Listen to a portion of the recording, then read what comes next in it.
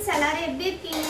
எல்லாரும் ஹெல்த்தியாக ஹாப்பியாக இருப்பீங்கன்னு நினைக்கிறேன். நாங்களும் ரொம்பவே நல்லா இருக்கோம். டுடே ஸ்பெஷல் போட்டு எனக்கு தெரிஞ்சு ஒரு 2-3 நாள் ஆயிடுச்சுன்னு நினைக்கிறேன். 2-3 நாள் ஒரே பிஸியாக இருந்ததுனால அது எடுக்கவே எனக்கு டைமே இல்லை. ஸோ இன்றைக்கி சாட்டர்டே பார்த்தீங்கன்னா டிஃபன் அண்ட் லன்ச் எல்லாம் செஞ்சுருக்கோம். அதை தான் காமிச்சிருக்கேன். இன்றைக்கி ஃபுல்லாக வெஜ்ஜு தான், எதுவும் நான்வெஜ்லாம் எதுவும் முட்டை கூட செய்யலை.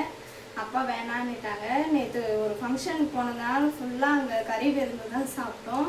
நேற்று ஃபுல்லாக அதே நான்வெஜ்ஜே சாப்பிட்டு இருந்ததுனால இன்னைக்கு ஃபுல்லாக வெஜ் மெனு தான். வாங்க என்ன செஞ்சுருக்குன்னு சொல்லிட்டு பார்க்கலாம்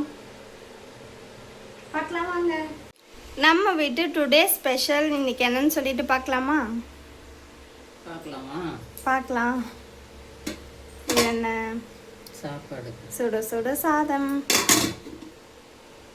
இப்போத்துக்கு தோசை, காலையில் மார்னிங்க்கு டிஃபனுக்கு தோசை, லஞ்சுக்கு சாதம். எல்லாம் இப்போயே செஞ்சிட்டோம் காலையிலே. இது சாம்பார், முருங்கைக்காய், கத்திரிக்காய், மாங்காய் அந்த இருந்தால் நல்லா இருக்கும்ல.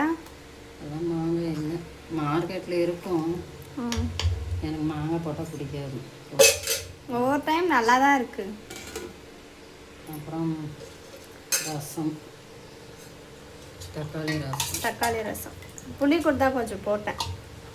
வெறும் தக்காளி வச்சா ஒரு மாதிரி ஜீரணமே ஆக மாட்டுது.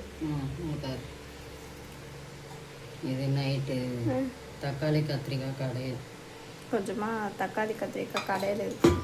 ஏதாவது பொரியல் காணும்? பொரியல் காய் எதுவுமே இல்லை, வாங்கிட்டு வந்தாலும். சாதம், ரசம், சாம்பார், மார்னிங்க்கு தோசை, கொஞ்சமாக கத்திரிக்காய் கடையில். இதுதான் எங்கள் வீட்டு இன்றைக்கி டுடே ஸ்பெஷல். உங்கள் வீட்டில் இன்றைக்கி என்ன டிஃபன் அண்ட் லன்ச் அப்படின்னு சொல்லிட்டு மறக்காமல் கமெண்ட்ஸில் ஷேர் பண்ணுங்கள். சாப்பிடலாமாம்மா? பசி எனக்கு. சாப்பிடலாம். எங்கள் வீட்டு டுடே ஸ்பெஷல் இன்றைக்கி என்னன்னு சொல்லிட்டு பார்த்துருப்பீங்க. உங்கள் வீட்டில் டிஃபன் என்ன, லன்ச் என்னன்னு சொல்லிட்டு மறக்காமல் கமெண்ட்ஸில் ஷேர் பண்ணுங்கள்.